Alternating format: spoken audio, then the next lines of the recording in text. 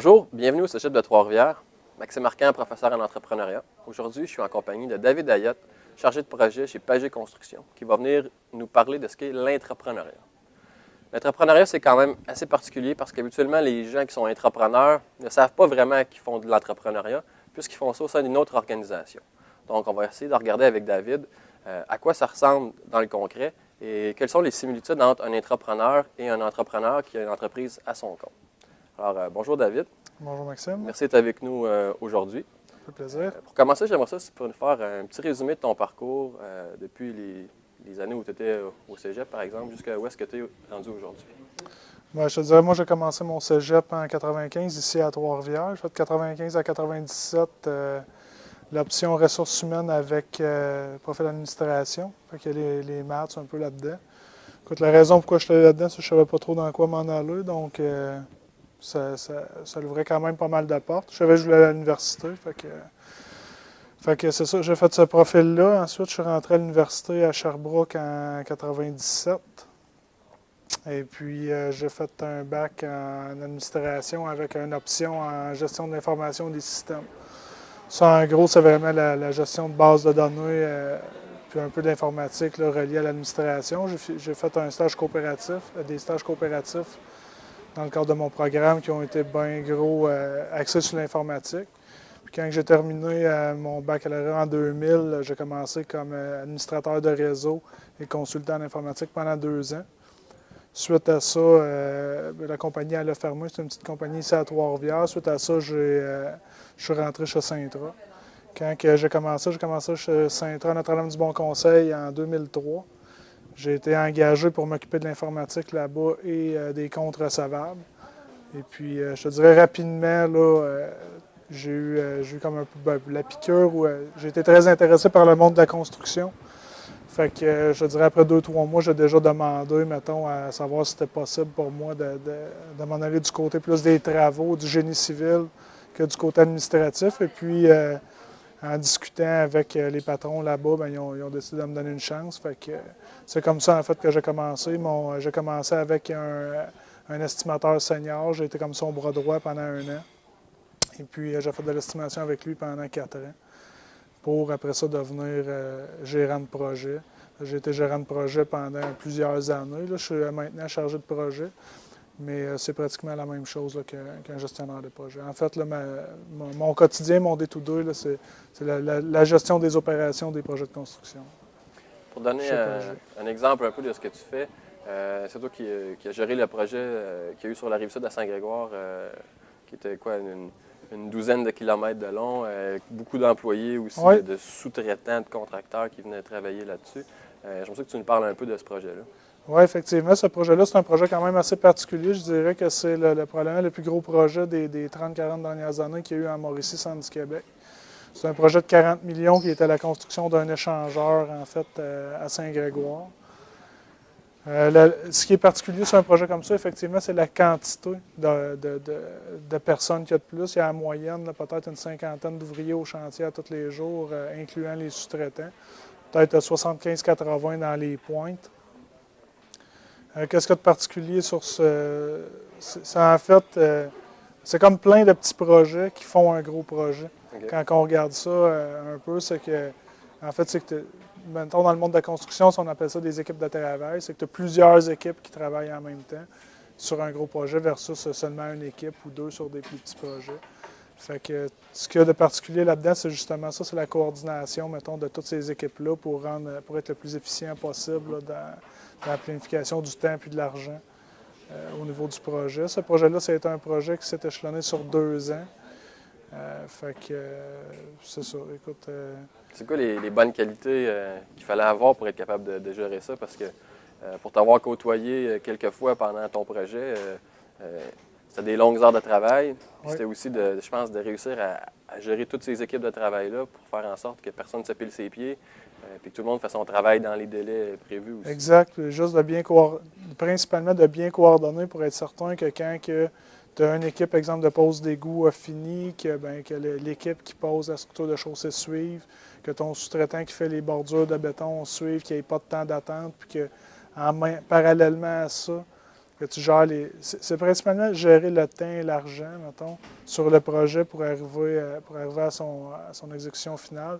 Si je prends l'exemple pour Saint-Grégoire, il y avait un sous-traitant de pont qui était un sous-traitant quand même important. Le pont, il valait à peu près 4 millions. Fait que lui, tu sais, il fallait y faire les espaces qu'il avait besoin. Il fallait s'assurer que quand de faire les chemins de déviation, que les chemins de déviation pour lui donner les heures de travail soient faits à temps. Que lui puisse, comme lui c'était particulier, il fallait qu'il construise son pont durant l'hiver, ce qui est très rare. Là, habituellement, les ponts, on les fait vraiment l'été parce que sinon, il faut chauffer le béton. Fait qu'on a construit en 2012, dans ce cas-là, les chemins de déviation de chaque côté de l'autoroute pour lui donner le centre de l'autoroute pour faire son pont.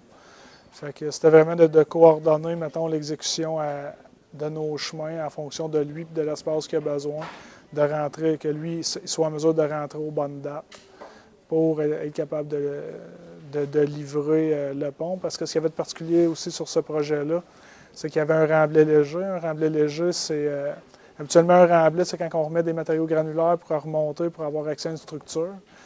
Dans ce cas-là, on appelle ça un remblai léger parce que c'est un remblai qui est fait à base de polystyrène, c'est du styrofoam. Fait que lui, il fallait qu'il bâtisse tout son pont avant que moi je puisse faire mes remblais. Les remblais, c'est quand même particulier, c'est assez long, c'est quelques mois faire ça. Donc, c'était vraiment ça, de s'assurer que lui, mettons, puisse rentrer avant, qu'après ça, moi je fasse mon styrofoam. Parce qu'après avoir placé mes blocs de styrofoam, il y a d'autres sous-traitants qui rentrent en ligne de compte. Des sous-traitants de membrane, de béton, différents sous-traitants de béton, là, autant pour faire des dalles que pour faire des glissières mitoyennes dans le centre des autoroutes. Fait que, honnêtement, je dirais, au point de vue de la qualité, c'est vraiment d'être capable de voir, mettons, ton projet dans un ensemble. Ça, c'est une qualité quand même importante.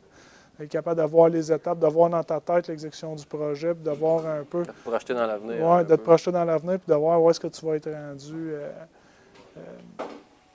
Par exemple, si tu arrives pour construire ton remblai est fini, puis que là, ton chemin de déviation il est trop près de ton remblai, puis que tu n'es pas capable d'aller finaliser ton remblai, parce que tu as fait ton chemin de déviation trop près. Il faut que tu calcules tes espaces de travail que tu as besoin. Tous tes travaux par la suite. Exactement.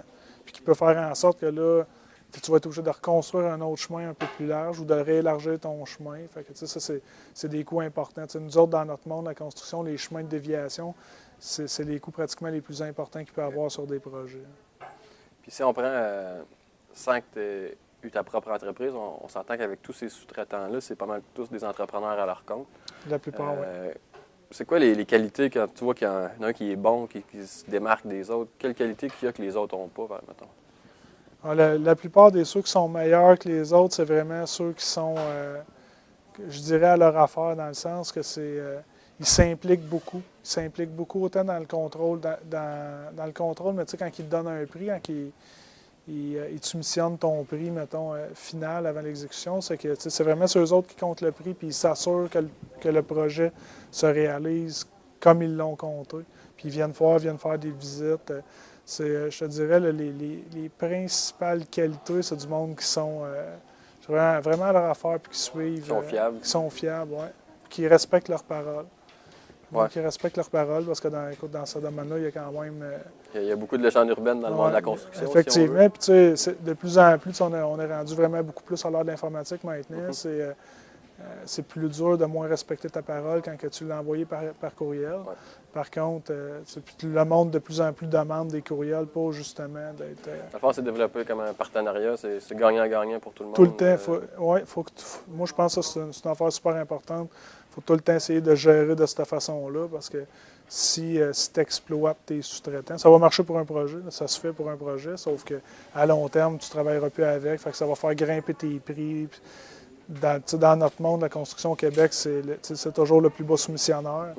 Donc, si tu as des mauvaises relations avec tes sous-traitants et que tu ne leur fais pas faire d'argent, les prix vont monter, tu n'auras plus de prix, fait que tu vas avoir de la misère à obtenir des projets. Fait que c'est vraiment une chaîne dans ce sens-là.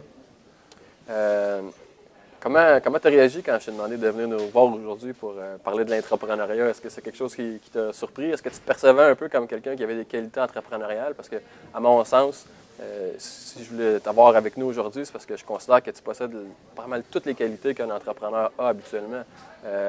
On s'entend que c'est toi qui portais le gros du projet, même si tu étais un employé, si ton projet est déficitaire et ça ne fonctionne pas, tu ne respectes pas tes délais, tu risques de perdre ton emploi. Autant qu'un entrepreneur, si son projet ne fonctionne pas, bien, il va mettre la clé sous la porte. Donc, il y a quand même beaucoup de similitudes avec tout ce que tu as à gérer, la pression, le fait que ça repose sur tes épaules, puis que c'est toi qui dois coordonner tous ces gens-là. C'est-tu quelque chose que... Est-ce que tu te percevais un peu comme ça ou c'est quelque chose qui t'a surpris? Ben non, honnêtement, ça m'a surpris un peu parce que non, on est un entrepreneur général. Tu sais, Saint-Tro est un entrepreneur général. Moi, je me considérais plus vraiment comme un employé de l'entrepreneur. Mais oui, effectivement, tu sais, au niveau des... c'est vraiment moi qui ai des comptes à rendre. Tu sais, comme le projet de l'autoroute 55, de l'échangeur. C'est moi qui est le gestionnaire de projet principal. En plus, c'est moi qui ai fait la soumission, pas toute seule, mais avec deux autres. On était 3 estimateurs sur le projet. Fait que c'est certain que si le projet est déficitaire, c'est 100% de ma faute. Puis, fait que, oui, effectivement, il y a beaucoup de pression. Puis, c'est pas mal les mêmes qualités probablement que quand tu as ta propre business. La principale différence, c'est que c'est pas mon argent. Je gère l'argent d'un autre. Mais la pression est là quand même. Mais toutes tes qualités entrepreneuriales, dans le fond, comme on parlait tantôt, sont mises à profit pour une autre organisation. Mais il reste qu'en bout de ligne, tu as une autonomie assez grande dans la gestion de tes projets. Oui, je gère mes projets tout seul de A à Z. Puis, quand on a des gros problèmes, là, on s'installe, mettons, avec le directeur, puis on regarde comment gérer nos affaires. Mais sinon, c'est juste moi qui cale les shots, puis qui est en ligne, qui planifie, qui fait la planification là, 100% là, des projets. Puis qui cale les sous-traitants pour rentrer, qui planifie les dates, qui dit au contremaître de quelle façon le projet va se réaliser. Dans la gestion, mettons, la journée sur le terrain, là, ça, c'est plus le contremaître qui s'en occupe. Mais, tu sais, mettons, tous les alignements au contremaître, c'est tout donné par moi, le gestionnaire de projet. Y a-tu, si on avait des jeunes qui voudraient un jour faire un métier d'entrepreneur comme toi, à la limite dans le domaine de la construction, est-ce qu'il y aurait des trucs à leur donner ou des pièges à éviter peut-être que tu as pris par expérience sur, par exemple, ton chantier? Oui, je te dirais que oui. J'avais pensé un petit peu quand même à cette question-là. Et puis, moi, je te dirais, là, quand tu arrives dans une grande organisation comme ça, c'est souvent quand même un petit peu dur de faire sa place. Puis tu arrives, tu n'as pas d'expérience souvent. Quand tu arrives, tu n'as pas d'expérience, il faut que tu sois patient. Il ne faut pas que tu essaies pas de monter trop vite, mais de passer par-dessus. De passer par-dessus des étapes qui sont importantes parce qu'à un moment donné, ça va te rattraper. Tu sais, si tu n'as aucune expérience, puis tu arrives, tu vas gérer un gros projet, ça se peut que ça se mette à mal aller. Puis tu n'as pas les outils pour essayer de revirer ça de bord, ou tu n'as pas. Alors, ça m'est arrivé sur tel projet, je vais essayer de faire telle affaire. Puis, fait que, tu sais, moi, le conseil que j'aurais à donner, c'est d'être patient. C'est de travailler fort, d'aller chercher l'expérience le plus possible. Moi, dans mon cas, ce qui m'a aidé beaucoup, puis une chose que je crois énormément, c'est au mentorat. Moi, mettons, quand j'ai commencé chez Saint-Tro, j'ai eu la chance de faire de l'estimation avec un gars que ça faisait 30 ans qu'il faisait ça. Fait que, il m'a conté 1 million d'anecdotes de comment ça se passait dans le temps, qu'est-ce qu'ils ont fait, pourquoi ils font ça comme ça à cette heure, parce qu'ils ont eu tel problème. Puis, fait que ça amène beaucoup, beaucoup de bagages. Fait que quand tu arrives, quand tu commences vraiment à gérer les projets là, dehors, ben tu as déjà un peu tout ce bagage-là qui est. Ah oui, c'est vrai, je me rappelle, il m'a parlé sur tel projet, il y a 20 ans, ils ont eu un problème similaire.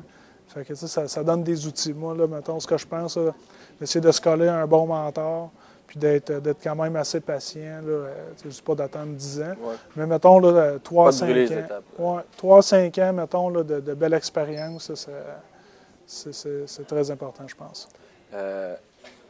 Dernière question, est-ce que tu as une anecdote ou une histoire à nous raconter qui t'est arrivée puis de laquelle tu as tiré une leçon que tu pourrais partager avec nous?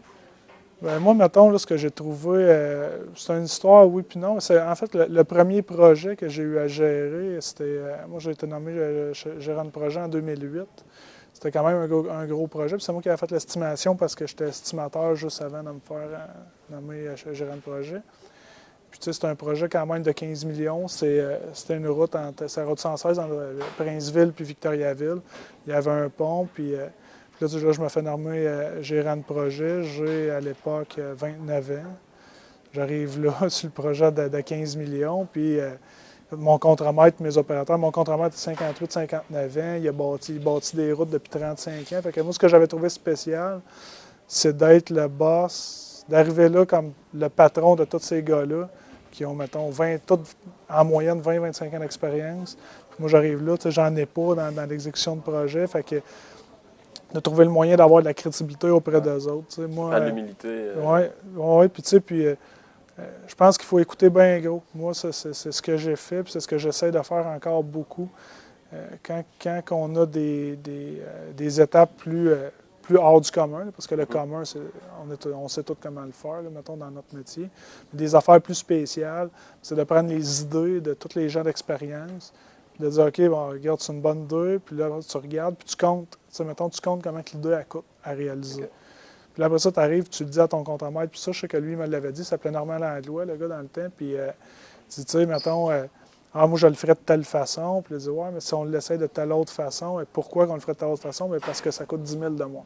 OK. Tu sais, de le faire de telle autre façon. Ou on prend la façon qui coûte plus cher parce que ça nous sauve 2 semaines.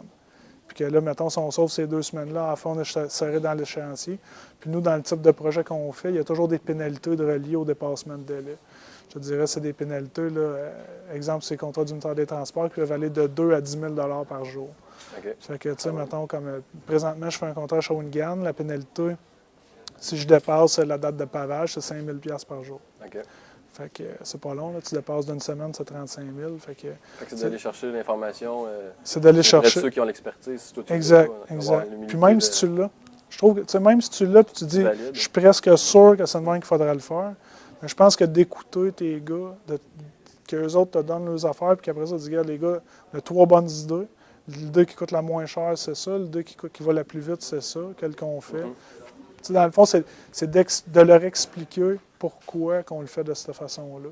Ton équipe doit être valorisée là-dedans. Oui, ton équipe devient valorisée, puis ils te font confiance aussi. Tu sais, il y a une confiance qui s'installe parce qu'ils savent que, écoute, si tu prends le temps de compter comme il faut comment la réalisation va coûter, c'est parce qu'on s'en mange pour que les projets soient rentables, puis c'est la sécurité d'emploi de tout le monde quand on est capable d'avoir des projets rentables. Mais c'est comme histoire, c'était ça, moi, que j'avais trouvé le plus spécial, de gérer du monde qui ont 2 fois mon âge, 2 fois mon expérience. Puis, tu sais, t'arrives, t'es le patron de ces gens-là. Puis, tu sais, des fois, il y en a qui prennent ça, il y en a qui n'aiment pas ça en partant. Fait qu'il faut trouver le moyen faut trouver le moyen de les mettre de ton bord pour que ça fonctionne. Bien, merci beaucoup, David, d'avoir pris du temps pour nous rencontrer aujourd'hui. Je suis sûr que tout ce que tu as partagé avec nous va vraiment être utile pour les jeunes qui seraient intéressés à se diriger dans le même secteur que toi. Bien, je te remercie.